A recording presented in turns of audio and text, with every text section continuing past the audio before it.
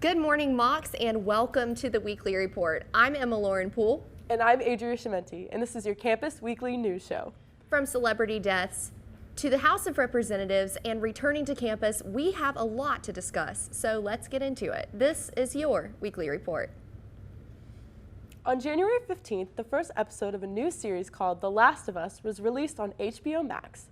The Last of Us is a TV adaptation of the 2013 PlayStation game of the same name, in which you follow the protagonists, Joel and Ellie, through an apocalyptic world.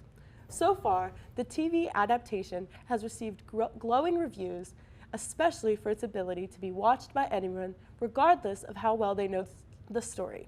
New episodes are released every Sunday at 9 p.m. Eastern Standard Time. Lisa Marie Presley, the only child of Elvis Presley, died on January 12th at the age of 54. The beloved star was rushed to a Los Angeles hospital for a possible cardiac arrest. Her funeral was held on January 22nd, in which Priscilla Presley paid tribute to her late daughter with an emotional eulogy. Priscilla described her as a passionate, strong, and loving woman. Lisa Marie will join her son at the Meditation Garden in Graceland, which is also the final resting place of Elvis, Elvis's mother Gladys Presley, Elvis's father Vernon Presley, and Elvis's grandmother Minnie Mae Presley. The Disney 100 celebration will kick off in Disneyland on January 27th. This event celebrates the 100th anniversary of the Disney Company. Included in the festivities will be a new nighttime spectacular and a 100-themed parade, along with the opening of Mickey and Minnie's Runaway Railroad, a new ride. More info regarding this celebration can be found on the Disneyland Resort website. The city of Lakeland is setting out to redesign Munn Park. They are currently requesting public input on a multitude of proposed redesigns. All options can be found on www.lakelandgov.net and can be voted upon by the general public. Some proposed additions include a giant chess set, an enclosed dog park, and even a parkour court, among many other things. The community input period ends on January 27th at 5 p.m., so be sure to cast your vote and check out the options soon. Welcome back, all Mocs to campus. We hope you had a wonderful break. With heading back, however, here are some important things to keep in mind as you get yourself back into a schedule.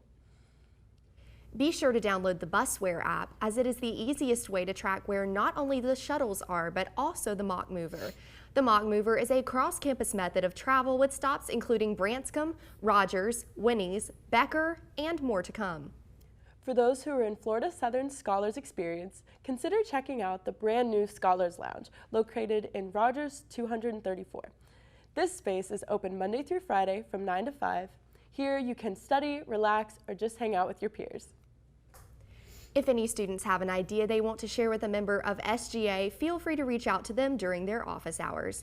You can meet one-on-one with them during their listed hours on Engage, where they will be located on the second floor of Rogers in the CSI workroom. The popular actor Ben Savage has decided to run for Congress, shocking fans across the country.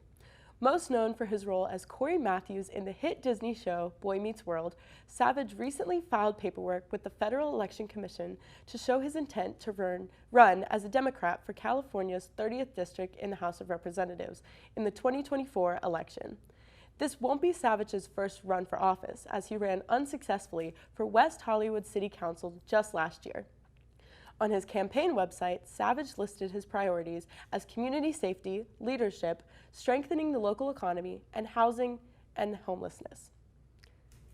The U.S. Senate recently announced the official date for the Taylor Swift Ticketmaster hearing.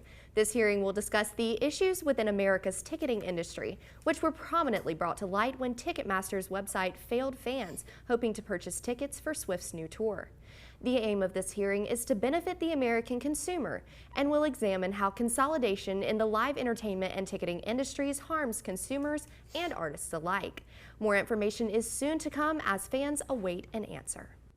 Earlier this month, the House of Representatives voted on who would be the House Speaker and represent the whole.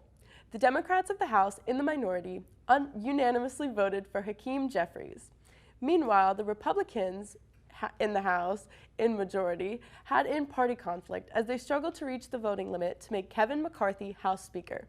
In the end, after 15 rounds of voting and multiple days of negotiations, McCarthy was voted House Speaker. This conclusion officially made this the longest speaker contest in 164 years. In sports news, the Mocs men's basketball team defeated the Tampa Spartans and Florida Tech Panthers last week at home. This game started with intense back-and-forth scoring, with the Mocs fighting to keep a small lead. Against Tampa, guard E.J. D'Amberville had an impressive double-double with 18 points and 14 rebounds. The second half was dominated by the Mocs, highlighted by the return of Babatunde Ajike, who had been sidelined by a knee injury since the beginning of the season. The women also defeated Florida Tech on Saturday, with 4 Lady Mocs individually scoring in the double digits for a 13-point win. It's time for the spring sports season at Florida Southern, and be on the lookout for moccasin teams that are already making waves in the preseason polls. The men's lacrosse team is entering their first matchup of the season on Saturday, ranked 17 in the World Lacrosse polls, with 2 team members being selected as All-Americans in the preseason. Women's lacrosse is currently ranked 7th, with 4 players representing the Mocs as preseason All-Americans. It's also a promising season for the 24th ranked women's tennis team, who will begin their season in early February. For up-to-date information on rankings and scores for all these teams, visit fscmocs.com. And then there were 4. Only the Cincinnati Bengals, Kansas City Chiefs, San Francisco 49ers, and Philadelphia Eagles remain in the NFL playoff picture after play concluded on Sunday night. Conference playoffs will take place Sunday, January 29th. The Eagles and 49ers will face off at 3 p.m. Eastern Time, with the Bengals and Chiefs following at 6:30 p.m. Each team looks to secure their place at the 57th Super Bowl, which will take place on February 12th in Glendale, Arizona. That's all for this week's edition of the Weekly Report. Once again, I'm Emma Lauren Poole with Adria Schimmenti saying thank you so much for tuning in, and we will see you back here next week.